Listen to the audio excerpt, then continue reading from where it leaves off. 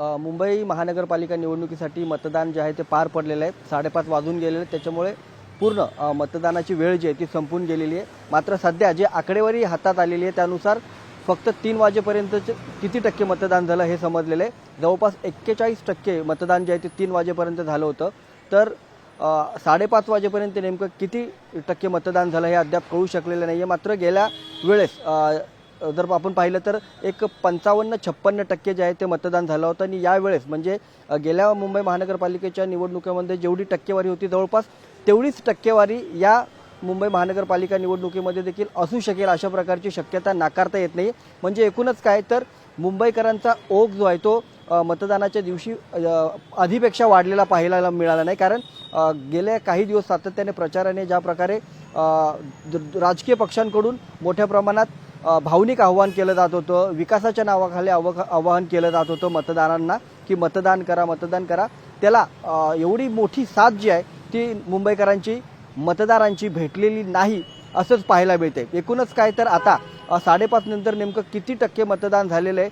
अजूनही काही ठिकाणी मतदान सुरू आहे, जिथे मतदार पोहोचलेत, रांगेत 5:30च्या आधी उभे आहेत आणि अजून जिथे त्यांचं मतदान पार पडले नाही अशा काही मतदान केंद्रावरती जे आहे ते अजूनही मतदान सुरू आहे. मात्र ते देखील आता लवकरच संपेल आणि एकूणच मतदान किती टक्के झालं हे समोर येईल. मात्र आज संपूर्ण मतदानाचा जर अख्खा दिवस पाहिला तर जी निवडणूक आयोगाकडून पूर्ण तयारी करण्यात आली होती, यासोबतच या तयारीसाठी मुंबई महानगरपालिकेचे कर्मचारी ज्या प्रकारे सज्ज झाले होते, मात्र काहीसा गोंधळ जो आहे तो मतदारांचा आजच्या दिवशी उडलेला पाहायला मिळाला. कारण अनेक ठिकाणी मतदार ज्यावेळेस मतदान केंद्रावर पोहोचत होते त्यावेळेस त्यांना मतदान केंद्र स्वतःचं जिथे मतदान करायचं असतं ते मतदान केंद्रच सापडत होतं. त्याच्यामुळे अनेक वेळा त्या मतदाराला या विभागातून त्या विभागात, या प्रभागातून त्या प्रभागात जावं लागत होतं. अशी परिस्थिती जी आहे ती अनेक ठिकाणी पाहायला मिळाली. एवढंच काय तर नवी मुंबईमध्ये जर आपण उदाहरण घेतलं तर स्वतः जे वनमंत्री आहेत गणेश नाईक त्यांना देखील आपलं जे मतदान केंद्र ते सापडलं नव्हतं. जवळपास त्यांना 1 तास शोध करावी लागली आणि त्यानंतर त्यांना ते मतदान केंद्र सापडलं. म्हणजे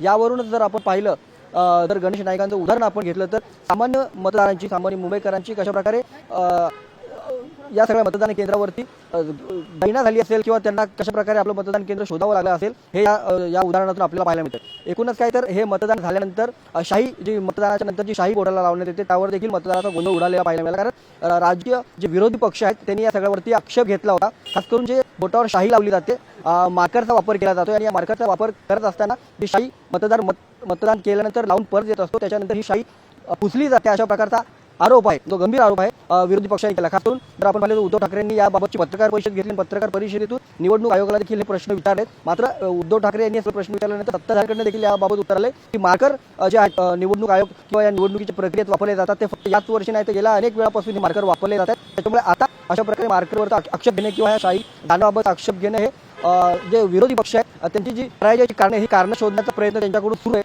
अशा प्रकारचं जे उत्तर आहे ते सत्ताधारी पक्षाकडून करण्यात आलं. मात्र ही सगळी पूर्ण प्रक्रिया पाहिली तर अनेक ठिकाणी जे मतदार आहेत त्या मतदारांनी देखील अशा प्रकारचे व्हिडिओ जे आहे ते पोस्ट केले, व्हायरल झालेले पाहायला मिळाले.